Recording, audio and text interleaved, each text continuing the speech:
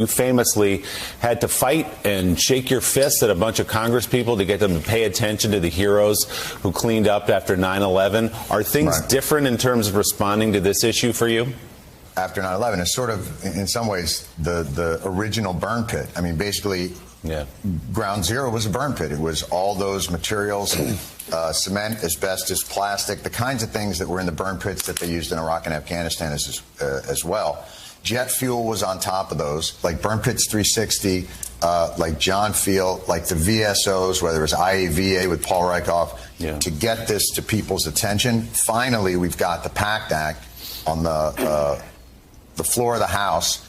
It's a comprehensive bill.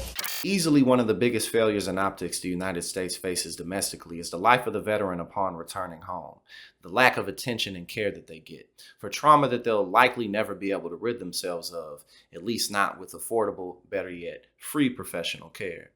And the reason I say that this is one of the biggest failures in optics for the United States is the fact that the United States military is a voluntary force. People don't have to join. We don't live in a nation where the country and the government can truly force people to do anything. And if we start to move in that direction, which we are, of course, we talk about here all the time, but the further we move into that direction, the more resistance the government's going to see from the public. And so if veterans can't even get affordable and, again, better yet, free health care upon returning from the services that they voluntarily gave to the nation, then the likelihood of people wanting to volunteer their service to the nation will continue to decrease as generations continue to have access to technology and aren't just going to take the government's word for anything. I think one of the most important things, as was pointed out in this clip, that many people may not know is that OSHA rules and standards aren't applied to the military. We don't apply OSHA regulations to the military. The military is exempt from those rules. It's true. It's surprising. And they have sovereign immunity if the contractors are running those burn pits and they're doing it in a way that's dangerous. You can't, it's not like you can sue them. And that gives contractors the ability to do things that people would not ever be able to get away with domestically. So things like getting rid of resources and unwanted supplies by burning them with jet fuel, our military men and women may be forced to breathe in that air for months and months at a time, come back home with certain types of lung illnesses, or come back with just certain types of diseases that they got from burning in that supply. But because OSHA rules and regulations aren't applied to the military, they can't sue these contractors the same way that they would be able to do had that issue happened domestically. And so that's another thing that the bill that Jon Stewart is helping to push forward is really aiming to tackle.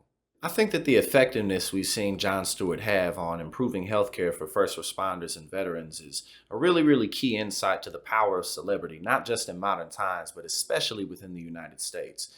It's especially why we've been able to see people like AOC take office at such a young age, even though she didn't have prior experience and didn't have a huge amount of capital, corporate capital at least, behind her. It's why we're watching influencers within the millennial and Gen Z generation who don't particularly have credentials to get them on air, or really that they should have any type of influence within the public at large at all. But we live in modern times. And so I think that more celebrities should be doing what Jon Stewart is doing, because it clearly has impact. It clearly has effect. For people who have large amounts of influence, they can impact their audiences showing up to the polls or not. They can impact the amount of pressure that the general public places on our elected officials. So overall, I think that this is great.